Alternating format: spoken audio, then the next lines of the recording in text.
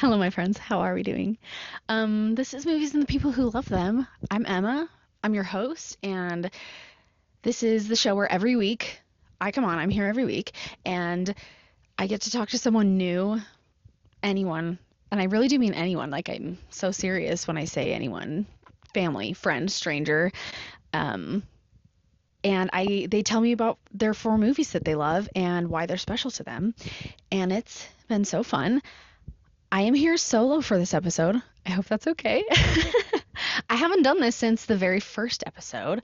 I don't really know how often I'll do it. I've kind of like floated around the idea of doing some like more solo content. But again, the whole point of the show is other people, and so I do want that to remain the core, and I promise it will be. But maybe you'll hear from me a little here and then. But this was like a special occasion. As you are hearing this, not as I'm recording this, but as you are hearing this, as this episode is posted. Well, actually, I just realized that my birthday doesn't line up with like when I usually post episodes. It doesn't really matter. Okay, I'm gonna figure that out. And sometime around when you are hearing this episode, I am 30. It's my birthday, and I'm so serious. Like, there is surely no one on earth who has ever been so excited to turn 30 years old. I feel like most people really dread it. They do not have lovely things to say about turning 30. I feel like it's the butt of every joke in so many movies and so many TV shows, but I am so excited. I'll get to why, but I'm so excited to be 30. Like, I've been waiting for this for so long. So yeah, sorry if you look catch me looking down, I have my notes on my iPad. I don't really know what's in frame here. I'm kind of just I set the camera up and I kind of made sure I was going to be in frame, but I don't really know what else is in frame. So I don't know if you can see my dogs or the laptop or my iPad. So anyways, doesn't matter, but okay, let me keep going. So I don't know if you've noticed, but we as a society at large have a real weird thing about aging and getting older and just kind of yeah, just aging and progressing. And it's so strange to me because I don't know, isn't that the point of it all? But nowhere is that more true than it is for women. Have you guys noticed? It's just simply the truth. If you haven't noticed, I hope that you will now, and I hope that you will call it out and make changes to correct it in yourselves and in others. And anyways, it's just ridiculous the way that we treat women in regards to getting older. I just think of like consider celebrities that you know and love. Male celebrities, as they age, they're called we just have all these different terms for them. We call them silver foxes or oh my gosh, Steve Carell is aging like fine wine, which he is. But that's exactly the point I'm trying to make. Or they're like look distinguished, people say, and so on and so forth. And yet, the second women hit 40 or they show a whisper of a smile line, suddenly they look haggard or oh my gosh, they're looking their age. It's just insane. If it's not equating women who are getting older to just like blatantly being ugly, if it's not that, then it's kind of the other side of it where we think we're giving more grace, but it's not really. It's kind of a backhanded compliment almost because then we're like, oh my gosh, she looks so good for her age. Oh, you look so good for your age. And I'm just like, what does that even mean? Like, why can't we just look good? Can't we just age in peace? Can't we just like live our lives in peace without being so obsessed about what we look like? I swear I'm not going to, okay, I swear I'm not going to talk about like this particular subject the entire time. I am going to get to some movies, I swear, but this is important to me and it's just very frustrating. And it is, yeah, it's a part of our world and it's a part of getting older and it's silly, but I hate how women are treated in regards to aging. I just wish that we all saw aging, take a shot for every time I say aging.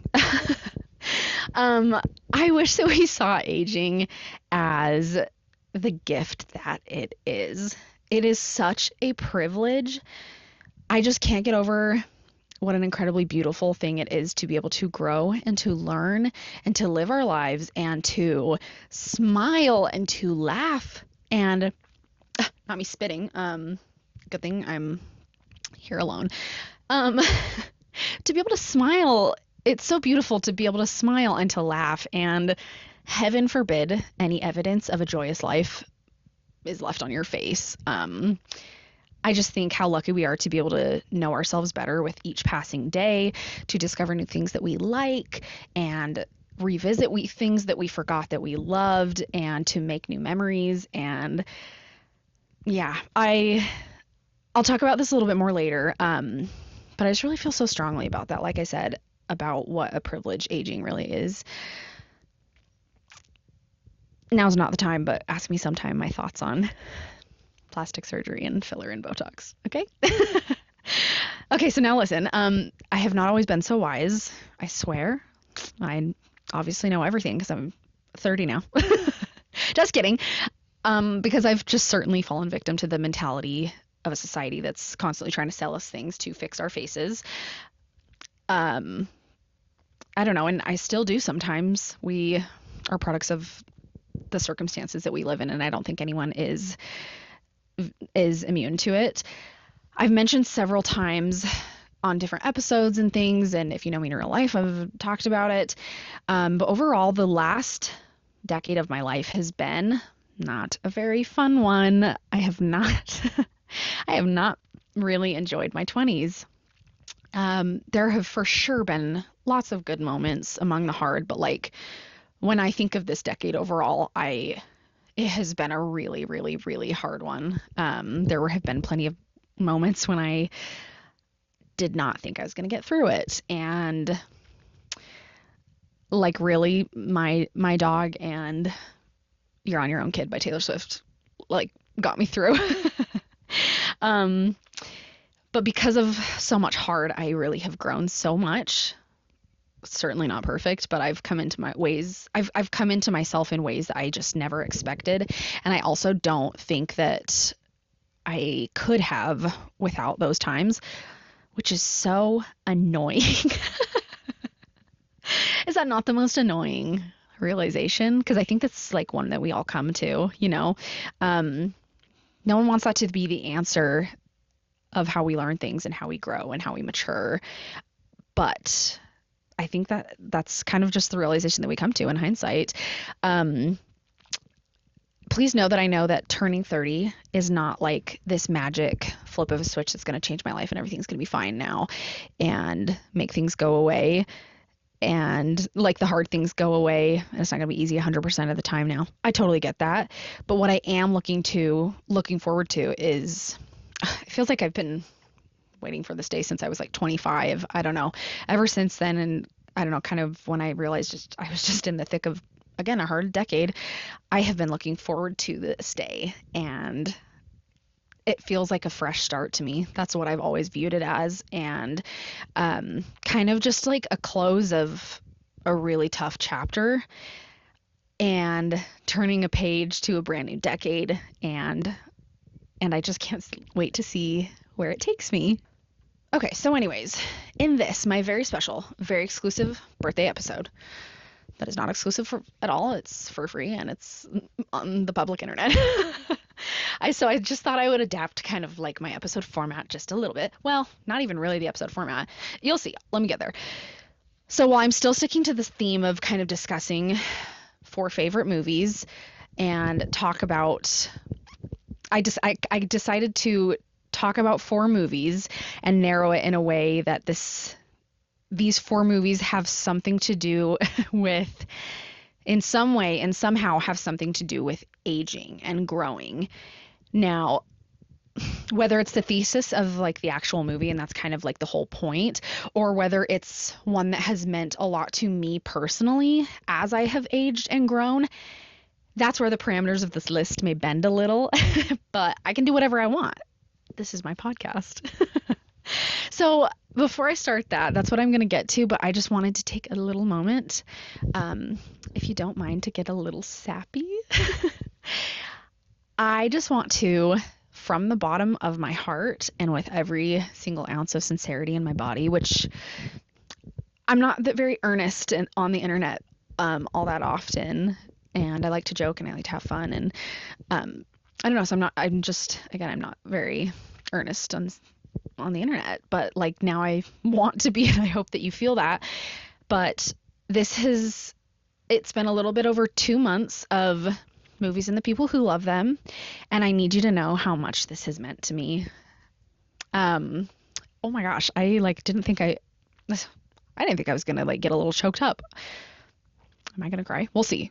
I think I'm going to be okay, but I wasn't even expecting myself to get choked up. I looked back in my texts as I was kind of writing out notes and things for this episode. I looked back in my texts to see when I had first texted like a couple of friends about this whole idea and this concept. And so when I first kind of laid it out in my mind, it was like kind of late November-ish.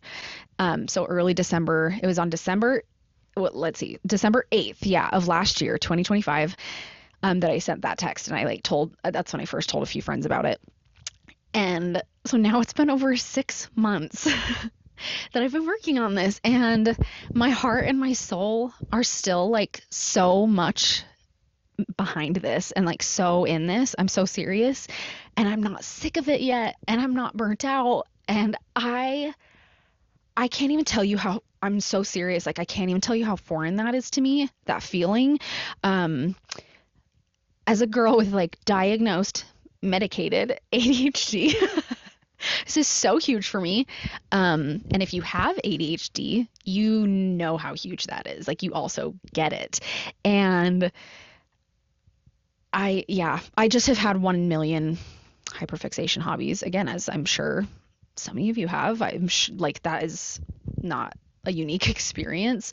And so far, knock on so much wood, whatever.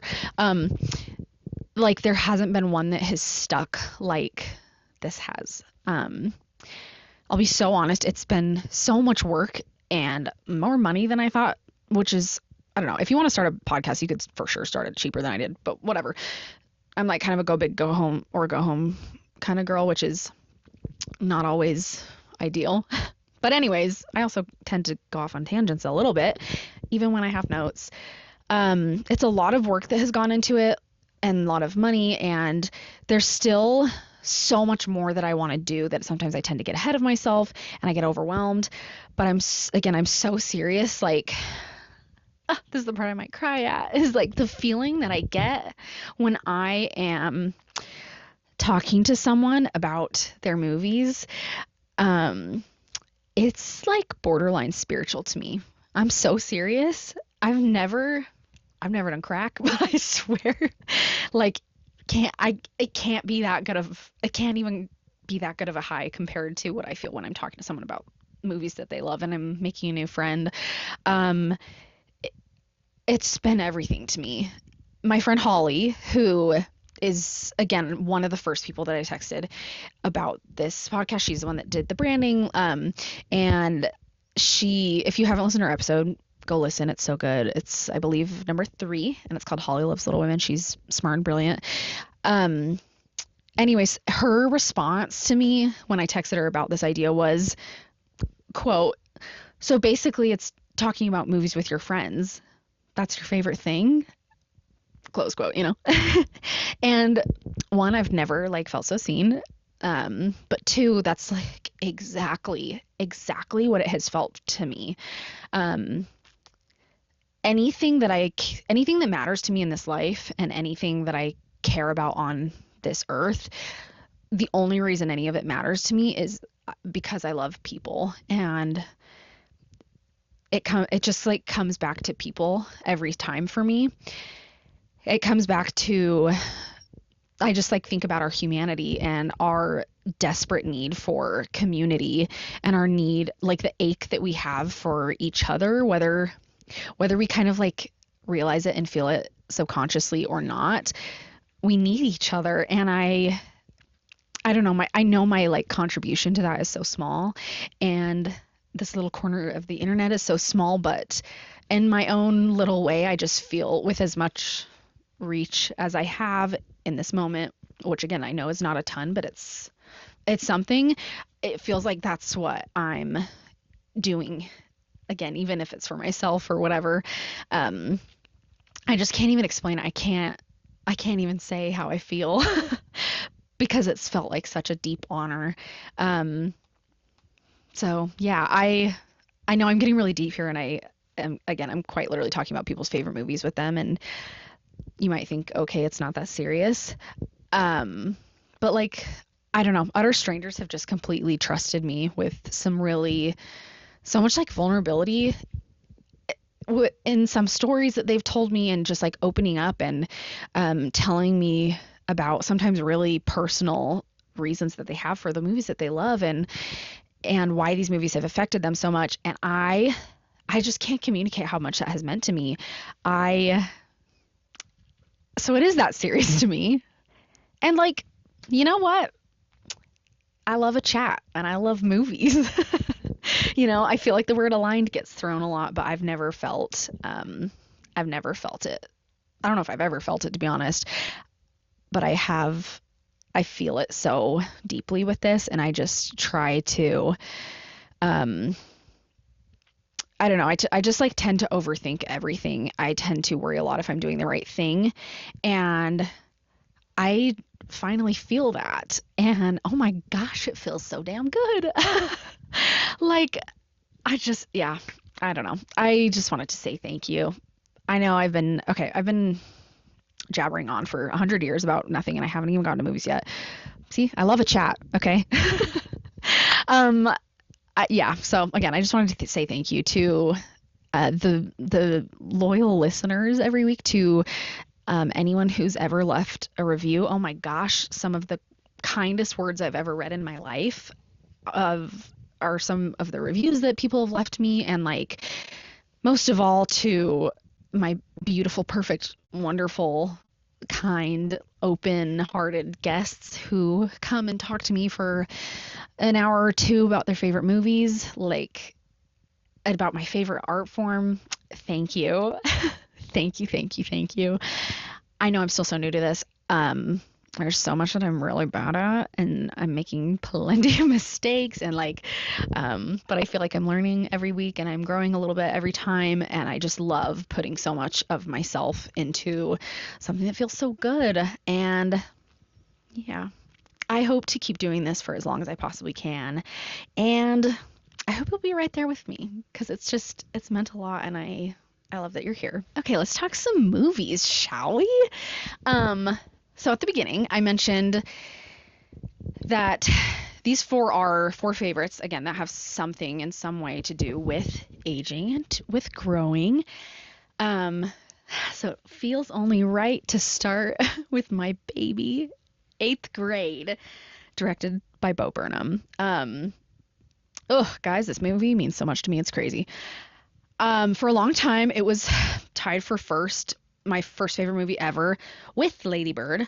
And it's still just like so high up for me. If you haven't seen it, Eighth Grade follows Kayla. She's a girl who's in her very last week of eighth grade, very last week of middle school, and so she's getting ready to go to high school, which was always a little weird to me. I know that's like super common, but in my district or whatever where I grew up, elementary school was kindergarten through sixth grade, junior high was seventh through ninth grade, and then high school was 10th through 12th. And so we didn't have like middle school. Again, it was like junior high. But anyways, that doesn't matter. It follows Kayla. It follows kind of the goals she sets for herself and like who she's trying to become. And we just kind of live her last week of eighth grade with her. Now, as I'm sure we all remember in excruciating detail, despite how much I'm sure we all would love to forget every moment of it, that age is the worst. It's just one of the most uncomfortable and awkward times to be alive. I think that's a pretty universal experience. And it doesn't help that Kayla is so quiet and she's so shy. She doesn't have a ton of friends, and she just kind of doesn't know really who she is. Now, this came out in 2018. I was in college, And this was the era of MoviePass. If you know, you know. Oh, my baby. Um, I was roommates with one of my best friends. Shout out to Carolyn. Also, go listen to her episode. Carolyn Loves Moulin Rouge. That's what it's called. So we went to see this together, and it wasn't showing in our um like little college town. So we went to the next town over, which was like a half an hour ish to go see it, where like there was just a much bigger theater. And we, when I tell you, this movie had us weeping. After it was over, we like sat in silence, like sobbing as we drove home. And I don't know, I just like have that memory so ingrained in my mind. And I wouldn't even say that we were crying because this movie is like sad or yeah, I wouldn't call it particularly sad, but it's there's some really heart heavy moments, but it's more than anything I think really really really really relatable. And for that reason, it's really uncomfortable in a lot of parts as well because it is so relatable. So watching it then that first time and then every subsequent rewatch, I see so much of myself at that age in Kayla. Um, the way, even like the way that she moves and the way that she like pulls her hair around her shoulders as like this like way that she hides behind it. Um, I did that, and like I know girls that did that, and I just think that there's so much that we can really relate to her on. I think there's a lot of us that can really deeply relate to her, which is also interesting to say because I think another thing about this movie that is it's so very much exactly the time period that it was made on in, excuse me. Um, sorry, let me say that in a different way. It's such a product of the time that it was made in, but not in like I don't know, when people are excusing racists, they'll be like, "Oh my gosh, they were a product of their time." Not like that. But like it's such a time capsule of the like couple years that it was shot in, which was like 2018, 2019-ish. But again, it is timeless in a way that I think we are all just really familiar with what a tough time this is. And the reason that I wanted to talk about it on this, my birthday episode, is because yes, it is a coming of age. Um, and it's about growing older and out of uncomfortable times in your life, which doesn't seem that fun to watch. I kind of realized that it seems like it's not really a movie you'd want to endure. But it is a really, really hopeful watch. I swear. um, she most things that Kayla is facing, they turn out so much better than she had thought they would. She makes new friends. The cool high school girls that she shadows are really kind to her and they genuinely want to hang out with her. She's able to kind of make new bonds with her dad, and she's able to learn to accept things that she was kind of uncomfortable with about herself before, and she's able to learn to look to the future with excitement and with hope, and that's not something that she felt through the whole movie at all. And so, as I hope that you know by now, I hope that this is my brand a little bit. I publicly and loudly preach hope, and I will continue to do so until I die. But truthfully, there have been some times in this last decade and even really recently when it was really hard to have any and to feel any for myself. And even as deeply as I believe in the concept itself, it was really hard to feel sometimes. And Kayla reminds me how to do it. And I love her so much for that. So go watch Eighth Grade. It's so good. It's so good. I love it. Next up, number two. I also didn't really pick an order for these. This might be a weird order. I don't know. But next up, I'm going to talk about the movie My Old Ass. Okay. Don't be mad at me. Anyone in my family or my mom or my dad. That's the title of the movie. Okay. Don't be mad. It's directed by Megan Park. It was released in 2024, pretty recently. I don't know if you guys remember this.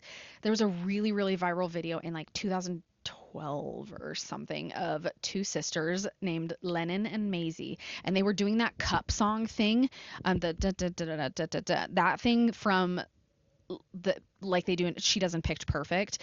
But they were doing a cover of Call Your Girlfriend by Robin and then doing that cup thing.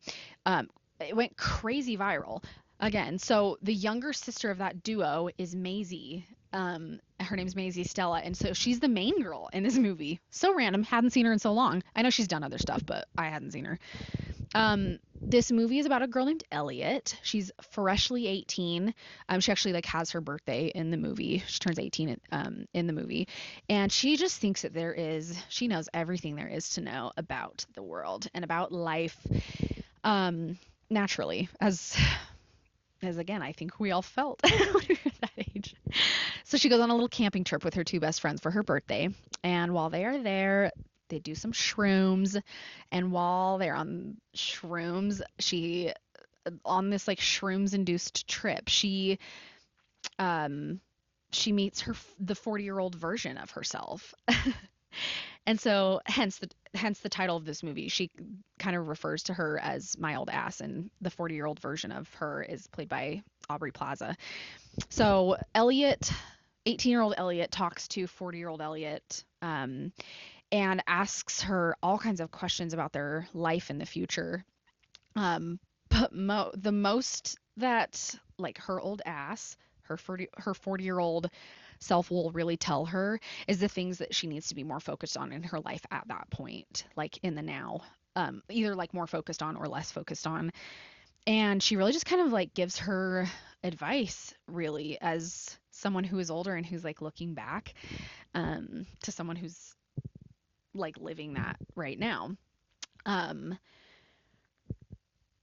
So like the more, like, again, I talked about this earlier, but like the older I get, the more thrilled I am to be aging. I'm just so serious. This movie makes me feel that so deeply. It is like a movie of that feeling to me. If I could like watch that feeling, that's what it feels like. And despite the horrors, I can't believe how, again, like I said, how lucky I am to be alive. I I love progressing, and I love learning, and I just love realizing everything that this incredible world has to offer. Recently I was listening to an episode of the Broski Report with Brittany Broski, the podcast, aka Kombucha Girl.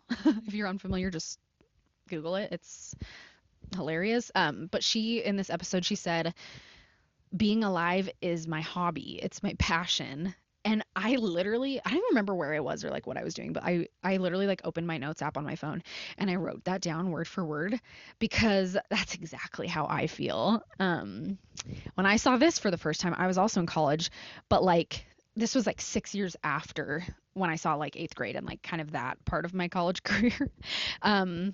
Again, I've mentioned before, it took me a while to graduate. I left and I did a bunch of other things and then I went back. Anyways, but I wrote this, the following in my Letterboxd review when I saw it then, and it feels appropriate to share. So this is what I wrote. I said, lately I've been thinking about what it would be like to be able to go back and live through my early 20s again, knowing and feeling what I know and feel now.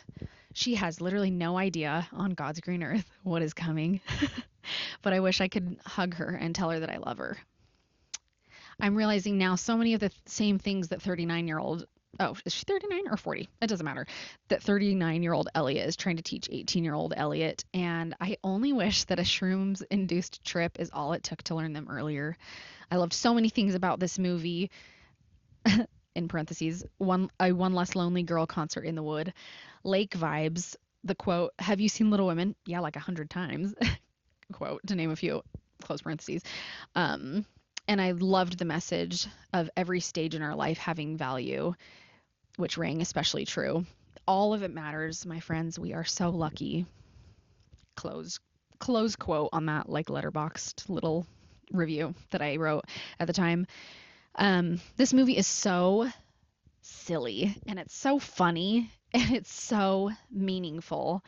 My favorite genre of movies are the ones that are about spending time with your mom and falling in love and surprising yourself and learning new things about who you are in every stage of life, and hanging out with your brothers and participating in their hobbies with them, ones that you would not care about otherwise, and watching Little Women a million times, and loving where you're from, and learning, and that are all, all of these things and genres that are at the same time silly and romantic and life affirming and joyful, and that this movie is all of those things to me. And I just can't imagine better vibes. It makes me so excited to learn about the new things about myself that I'm yet to discover and that I have yet to stumble upon in my life. Um, I it makes me so excited for the people that I have yet to meet and for all the dogs that I'm gonna have in my life. At one point, oh, sorry, I lost my place.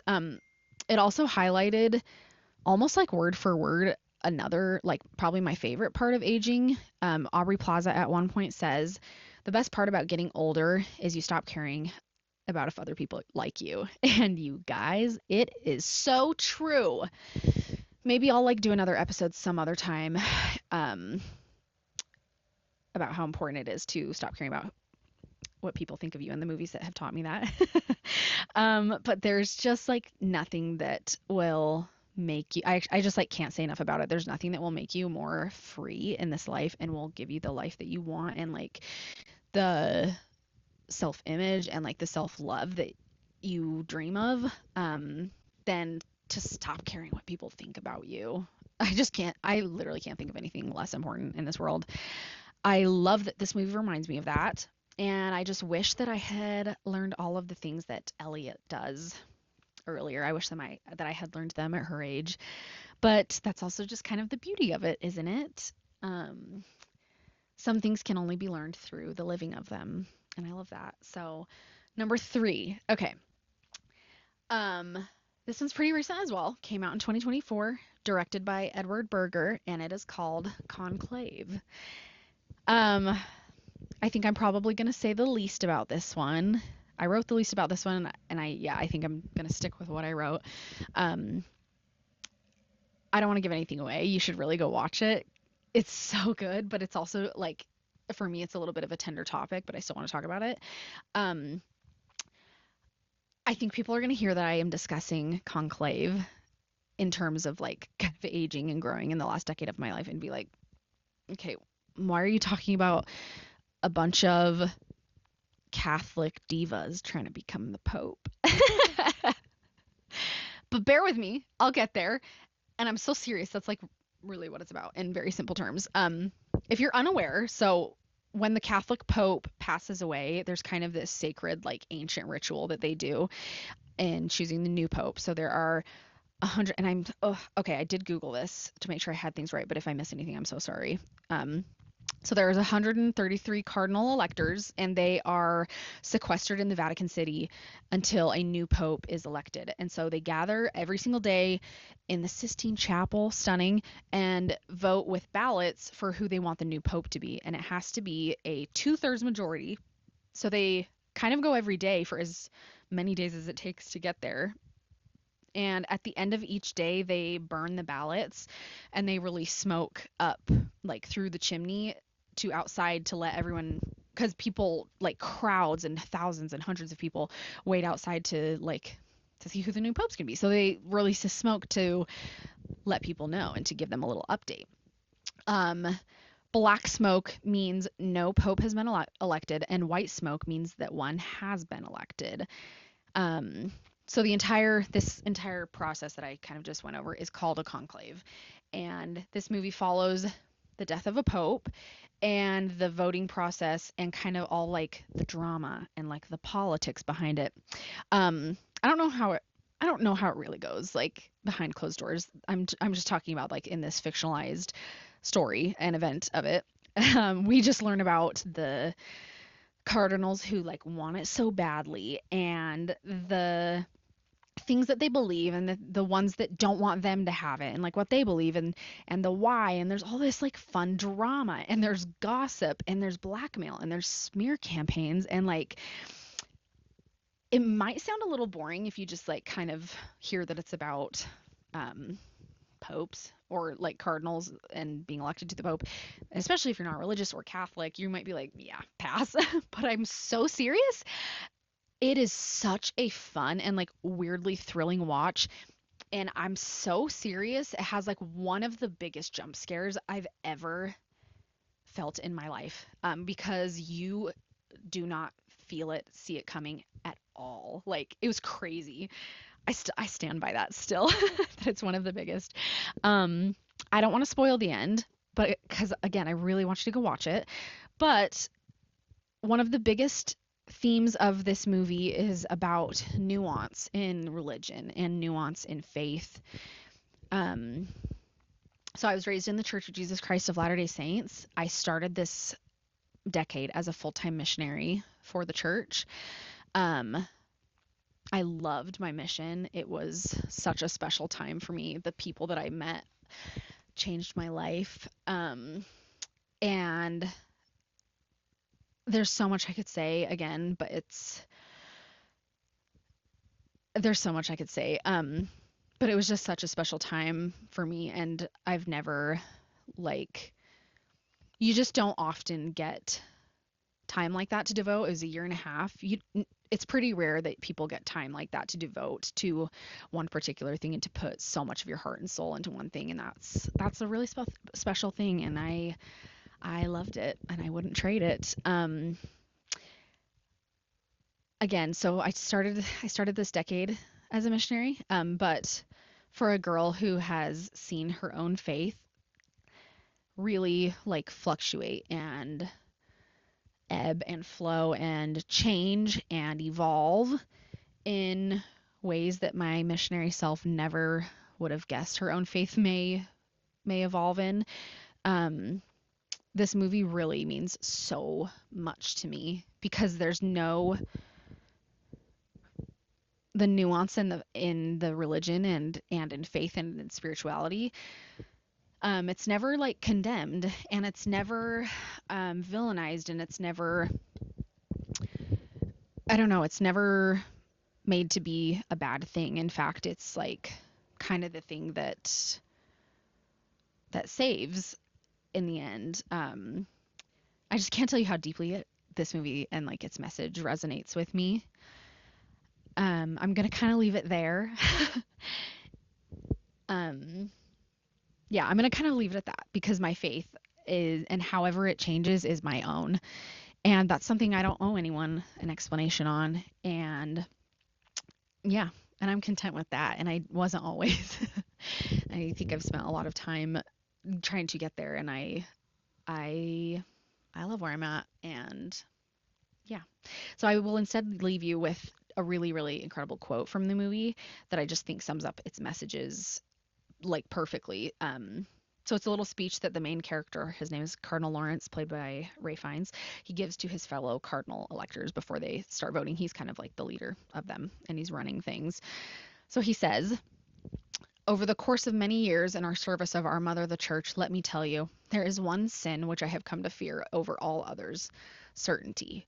Certainty is the great enemy of unity. Certainty is the deadly enemy of tolerance. Even Christ was not certain at the end. My God, why have you forsaken me? He cried out in his agony at the ninth hour on the cross. Our faith is a living thing precisely because it walks hand in hand with doubt. If there was only certainty and no doubt, there would be no mystery, and therefore no need for faith. Let us pray that God will grant us a pope who doubts, and let him grant us a pope who sins and asks for forgiveness and carries on. Oh my gosh, you guys. I'm getting all like emotional in like ways and parts that I didn't expect to. But I just love that so much. I have gone back to that quote a lot. And it just really gets me good, you know? um, Number 4. I don't think anyone, I'm going to pull it together. Number 4, because this is a real 180, okay? I don't think anyone would possibly have like guessed this movie. And at the same time, if you know me, you and I also, if you're kind of like maybe my age and like in similar life circumstances, or you like maybe are kind of like me, you just like will not be surprised one bit. You're really gonna relate. But my fourth and final movie on the topic of aging and all that comes with it is the documentary One Direction, This Is Us. And I'm so serious. um, okay, now if you're hearing this and saying, Emma, that did not come out in your 20s, you're so right. However, once again, it's my four movies and I can do whatever I want. I'm like not joking, but actually, and this may seem a little silly, I honestly believe that being a fangirl in high school, I was in high school, like at the peak of One Direction when this came out. I really believe that kind of being a fangirl and loving One Direction so much has had a huge impact on my life. There's so many books and essays and Substack articles and like really, really excellently written things about this exact subject that are written by people much smarter and much more articulate than I am, but I want to add my sentiments regardless. So let me paint you a little picture. Come with me to the years 2011 to 2012-ish. I was a sophomore in high school. Oversized owl necklaces, galaxy print everywhere. People planking on every surface imaginable. It was just like really such a time. I was a little wannabe hipster and I was in choir, I was in painting, and they were like kind of my everything. My memory's a tiny bit fuzzy on like where I happened upon One Direction in the first place, but let's just say it was the five extremely cool senior girls who sang an acoustic version of one One Thing by One Direction for like a variety show or like a talent show of some kind. One Thing was one of their first singles, and I was like gone from that day forward. From that day when I heard them singing, like I was forever changed. I'm serious. From what I remember, I'm pretty sure that this happened like before their first album came out. So I was just like spinning their first three singles, What Makes You Beautiful, Gotta Be You, and One Thing, obviously, constantly. My family knew no peace. Video diaries of these boys on the stairs from X Factor, and then later, like sitting on their little couches, were just always on. I'm so serious. My family knew no peace. I always said that Niall was my favorite, but if I'm being honest, I was a Harry girl from the beginning.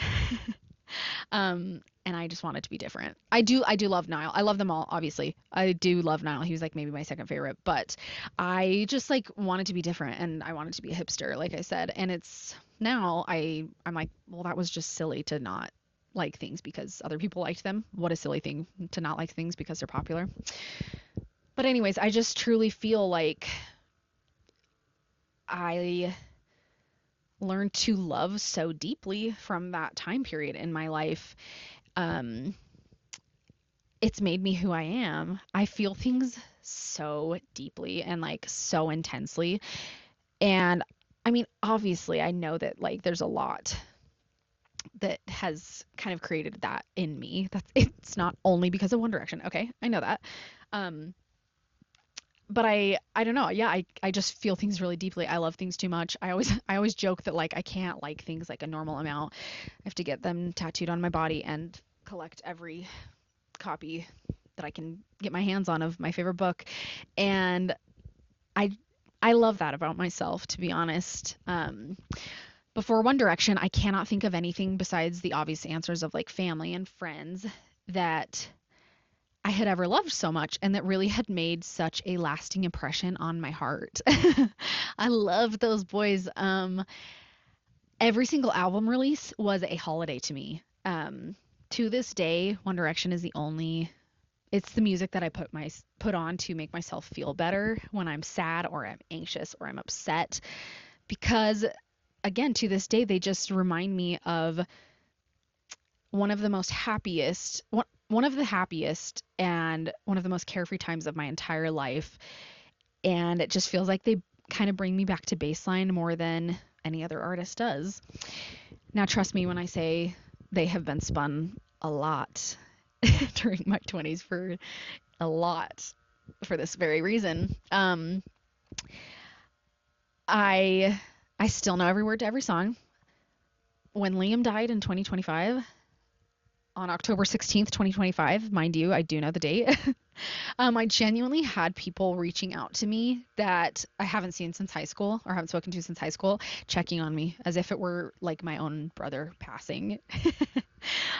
I love my brand. It honestly actually did make me feel really good. But I actually did, maybe you're going to think I'm insane for this, but that Liam Payne and Chadwick Boseman are the only celebrities I have ever shed tears for upon their passing. And to this day, I still can't think about it too hard or I'll start crying because I'm so sad about it. Like, he's just like the loss of my life, and like the reunion tour that I know they were going to have at some point that will never happen now. Oh my gosh, see, I'm going to start crying. I got to stop. Yeah. Again, this might feel out of place to include on the list about movies about aging, but it feels right at home for me.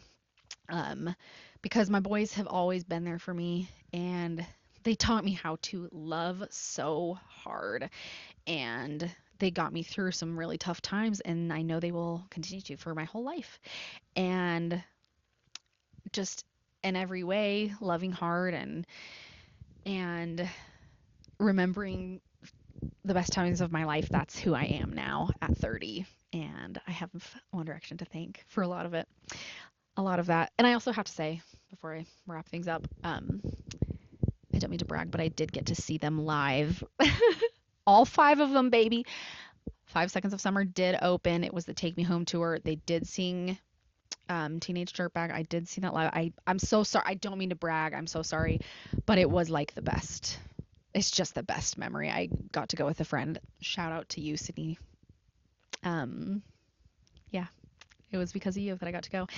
So, yeah. Anyways, that's my notes. That's my 4. That's all of them. I could make a much longer list as I have been kind of thinking about this topic and my birthday coming up for a little while now, but these are just the ones that kind of kept coming to mind. So to anyone listening, thank you a million times for being here, for indulging me, for supporting me, for being interested in the things that I have to say and the things that I'm interested in. I'm just truly so grateful to be alive. I'm so grateful to be aging and growing. I love coming to know myself more every single day, and I love coming to understand myself better every single day. And I love that there's so much to look forward to. I have so much to look forward to in my life. There are new Taylor Swift albums that haven't even come out yet.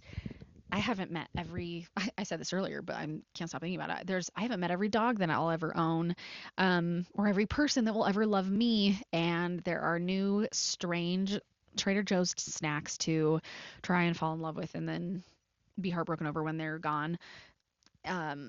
There's new Emily Henry romance books to read. And of course, there are a million new movies to come that I get to see, and a million trips to the theater to go see them, and approximately 2 trillion cotton candy Dippin' Dots that I have yet to eat while I'm there seeing those movies, because that is my movie theater snack of choice, is cotton candy Dippin' Dots. So, I'm so grateful for you for listening. And as always, truly, if you ever want to be a guest on the show, please come and be a guest on the show. There's a form at the link in any of my socials bios, or I'll put it in the show notes. It's always in the show notes. Yeah, just fill it out and get back to me, and I'll get back to you on scheduling a time to come on. If you're listening and if you want to come on the show, I want you to be on. Like, it's as simple as that, and I'm so serious. So I love you guys. Until next week, my friends, thank you so much for being here, and I'll talk to you soon. Bye.